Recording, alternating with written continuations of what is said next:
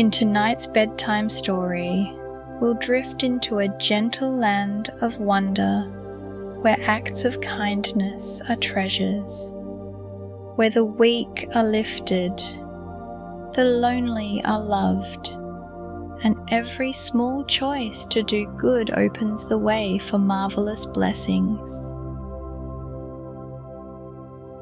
We'll explore the truth that where much is given, much is required.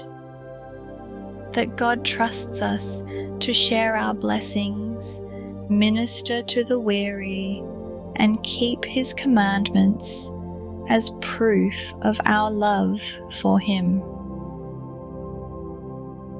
And we'll remember that even when things don't go the way we hope, the Lord still binds Himself to bless us in His own perfect and marvelous ways.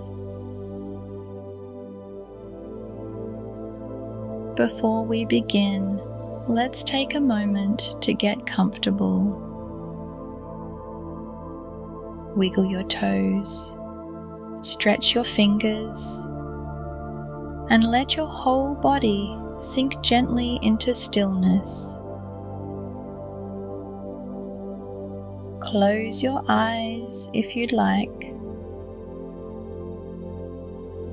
Now, take a deep breath in through your nose, hold it,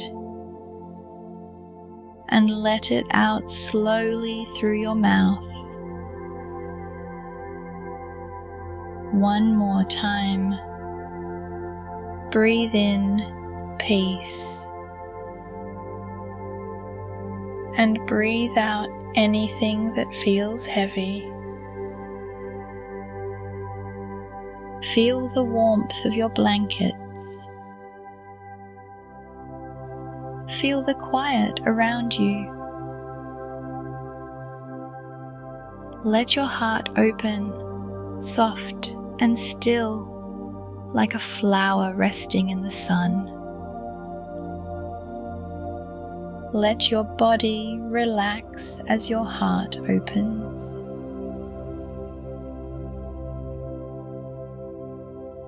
Let's step into the dreamy forest of Lindenmere, where a gentle adventure is about to begin.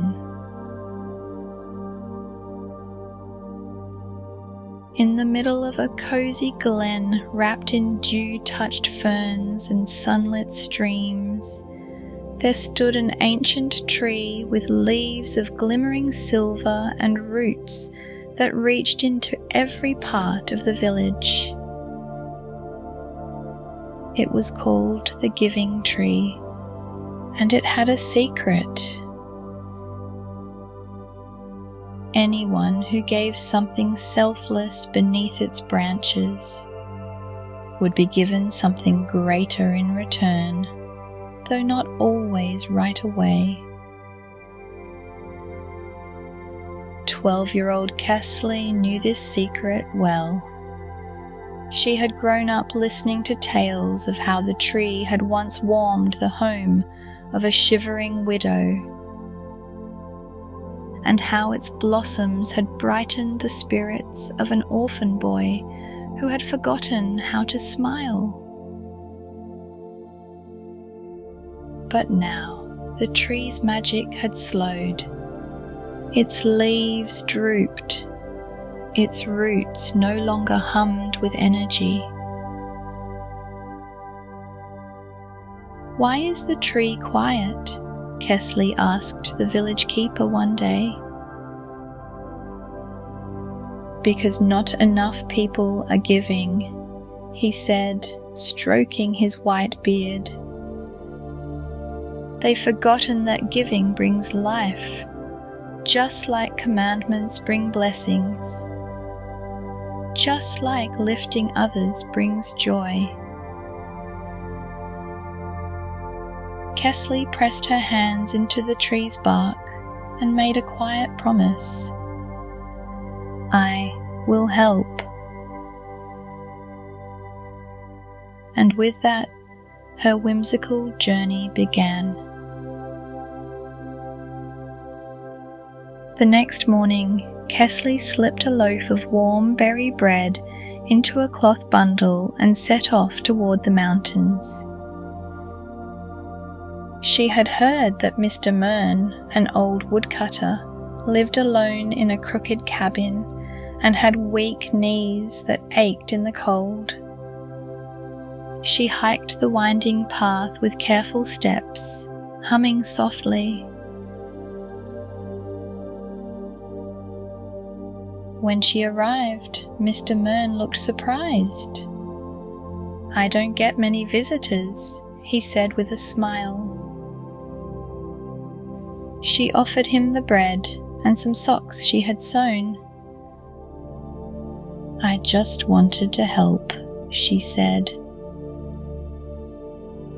He nodded slowly, as if remembering something. "You know," he said, "when I was a boy, someone once carried me home from the river when I was too weak to walk. That kindness has lasted all these years." Kessley felt her heart warm.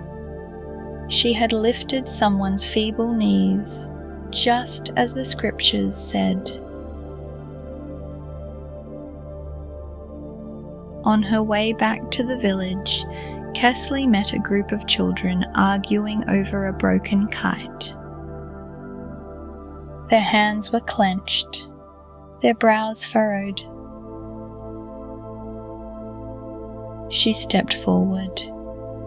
"I have some twine and patching cloth," she offered gently. They looked at her with surprise. In just a few minutes, laughter replaced shouting as the kite danced through the air once more.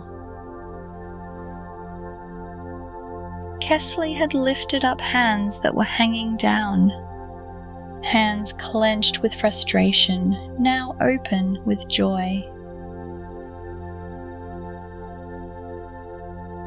Back home, Kessley tucked a tiny wooden box under the giving tree. Inside were pieces of her favorite shell collection, iridescent blue, gold speckled and heart-shaped. She whispered, "I'm giving what I love, not because I want something back, but because I trust you'll use it to bless someone." The tree didn't glow. No magic spark, no wind, just silence and peace.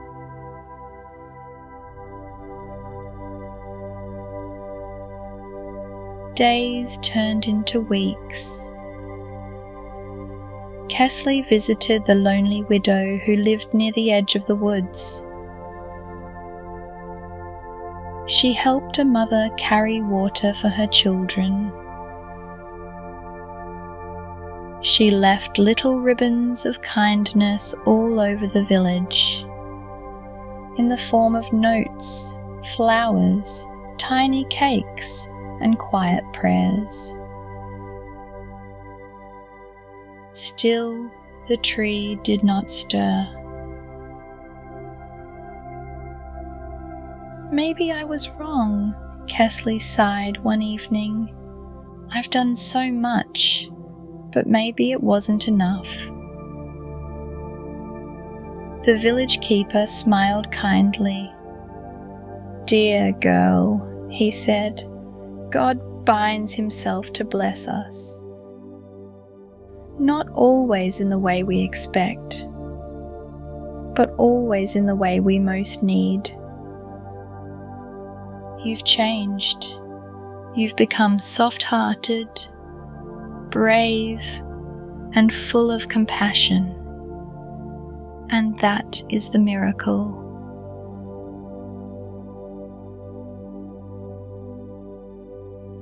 That night, as Kessley drifted to sleep beneath the tree's low branches, she dreamed a vivid dream. In the dream, she saw every act of service she had done light up like a lantern across the village. And from the tree's deep roots, glowing vines reached out, warming homes, calming hearts, and filling the village with unseen strength. The tree was alive. It had been growing silently, slowly, deeply, all along. In the morning, the giving tree stood a little taller. Its leaves shimmered silver and gold, and one new blossom had bloomed right above the spot where Kessley had placed her shell box.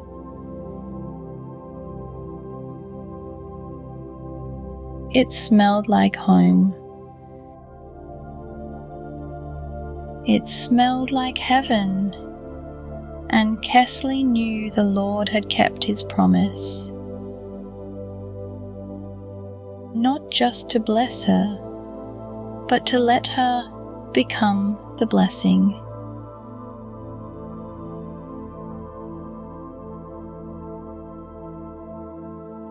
And as you rest, you might start to see how Lindenmere is a little like your own world. How your family, your classroom, your neighborhood can be full of giving trees too. They might not shimmer or bloom, but every time you do something kind, say something brave, or share something important to you, you're helping something grow.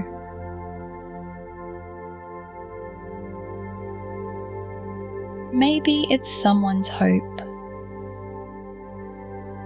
Maybe it's someone's courage. Maybe it's your own heart.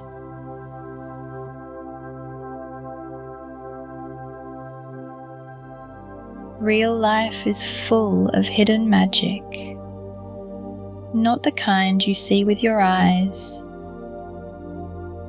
but the kind you feel when you choose to give, to love, and to trust that God sees every good thing you do.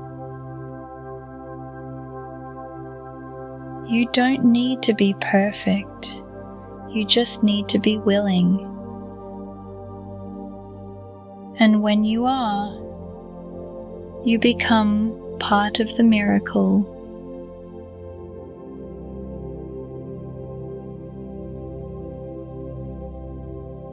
Who do you know that might need help, hope, or healing this week? What simple act of service could you do to lift another? Can you think of a way God has bound himself to bless you as you've tried to keep his commandments? Choose one way this week to do the greatest good unto your fellow beings,